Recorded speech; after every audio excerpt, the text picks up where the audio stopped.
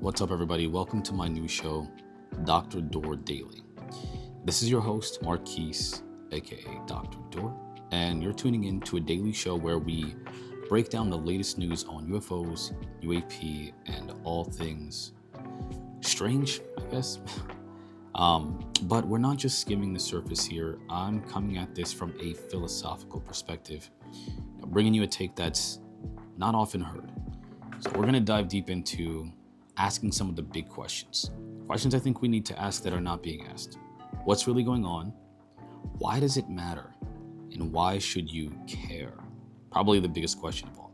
Because let's be real, most people aren't getting into the heart of what really matters. And that's why should you care?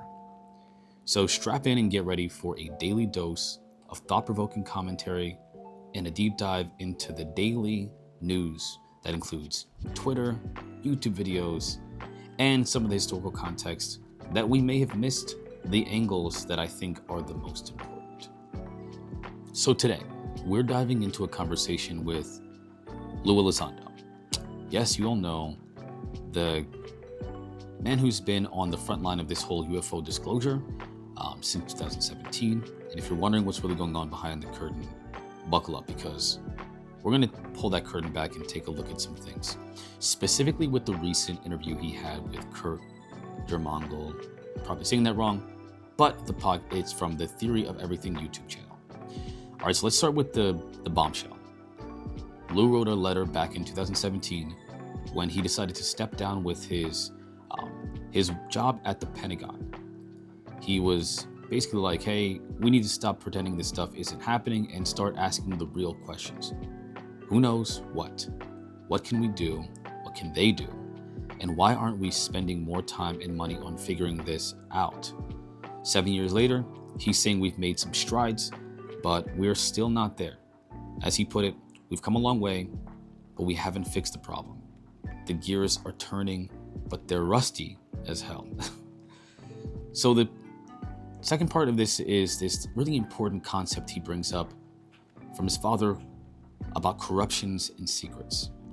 So Lou goes into this. He goes into like the family dinner deep dive about how his dad told him that the biggest threats to humanity, they aren't aliens or nukes, it's corruption. So corruption is the act of, in his words, when you give up or trade one's own values in exchange for something else. He says, and that's kind of cuts right to the heart of what this UAP issue has been buried for so long, why it's been buried for so long. When decisions are made in the dark without oversight, democracy gets twisted into something else. Lou even dropped this truth bomb. You can't have a democracy and say you're a democracy when someone's making a unilateral decision to circumvent law and the Constitution. And then he goes into like this tug of war within the government on UAP. So Lou breaks down how the US government isn't one big shadowy figure hiding the truth. It's more like a messy family dinner, different factions, different agendas, all trying to decide what's for dessert. So some want this whole UAP conversation shut down for good. And like some high-ranking people and even past presidents are saying, nah, we got to bring this to light because something isn't right here. So there's this tug of war going on behind the scenes. But make no mistakes, things are definitely shifting. Slowly but surely, Louis says, there are elements that want this conversation to happen. And that's what gives him hope. So the other part that he goes into is his personal encounters with the UAP.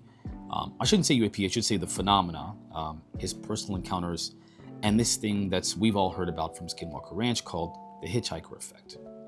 Now here's where it gets wild. Lou talks about his own run-ins with some strange things like lights, green lights or floating orbs floating around his house. They're luminous, they're bright, they have a form, a ball form. They illuminate even the background sometimes, and they just pass right through walls. He wasn't the only one seeing them either. His family seen them, his wife, his neighbors. He calls it the hitchhiker effect, like some kind of weird paranormal baggage that follows you around once you start digging into these topics. Now, Lou admits I don't, in his words, quote, "I don't know what it means, but I wanted to be transparent and share that with the readers," unquote. It's like he's laying out the facts and saying, you decide. But it's clear these experiences haven't scared him off. They've only made him dig deeper. Now, there's some controversy, obviously, all over Twitter. I won't get too much into that because there's quite a bit of controversy, mainly with regard to why didn't he put cameras up? I don't know about you, but I've heard of and personally encountered things that I didn't record in the moment because I was so engrossed in what was happening that the thought of getting a camera didn't cross my mind. And even if I did, it's so obscure, so elusive, that even if I got it on camera, people would just dismiss it or debunk it, say that it's AI, maybe even say that it's, it's CGI, whatever. But this happened over a decade ago when, in his words, he used a BlackBerry for a phone. The technology for home surveillance wasn't as prevalent as it is today, where you can buy a $30 camera on Amazon or a host of them for $100, place them around your house at every angle, view them using Wi-Fi, and connect them all on your cell phone so you can view the camera in real time. This is over a decade ago. They didn't have that technology. So I think that with respect, I think that perspective is short-sighted and not very well thought out. Just thinking about the cultural implications of showing video of a quote-unquote orb phenomena, how that would make you look, especially at the time for him, how that would make him look. Why would he do something like that? And then, of course, think about the nature of his work at the moment. At the time he was working on investigating the phenomena, now releasing orbs, that could potentially be a problem, especially with regard to what he's working on.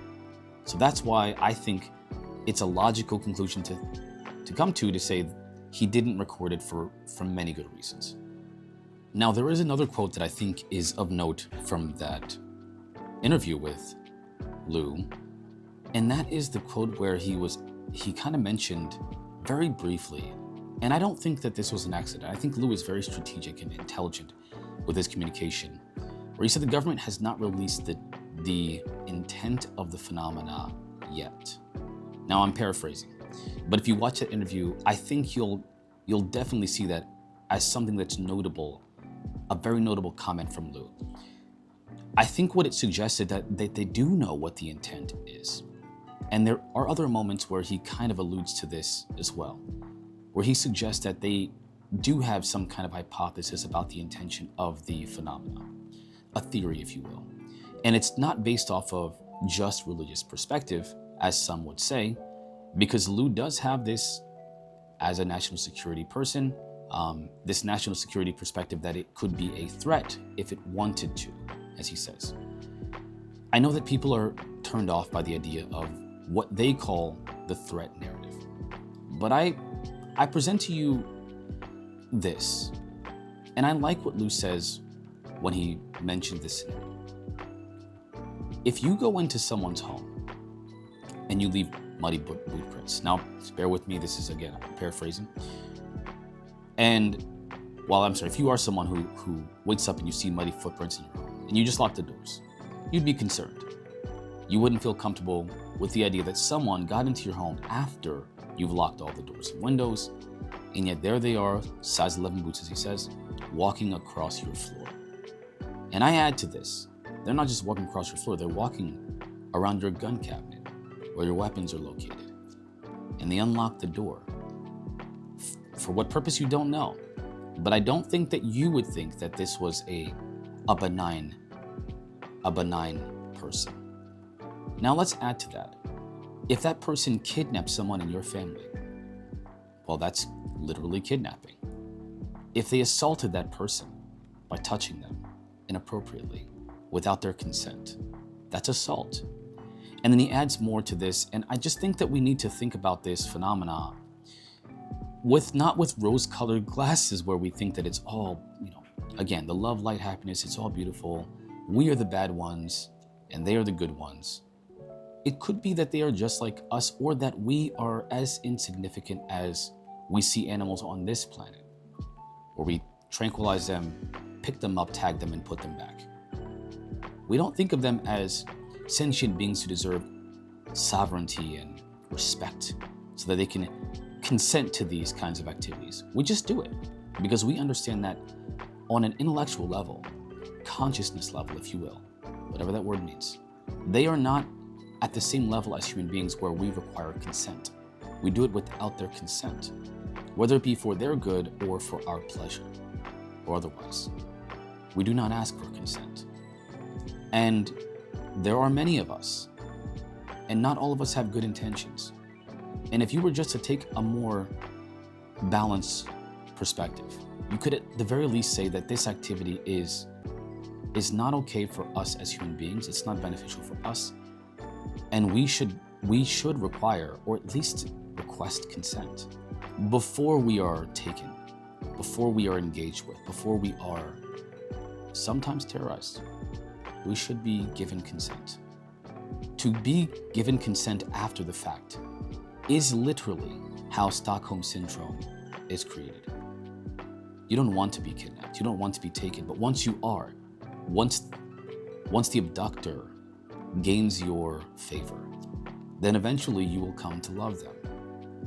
And in this case, that is a threat.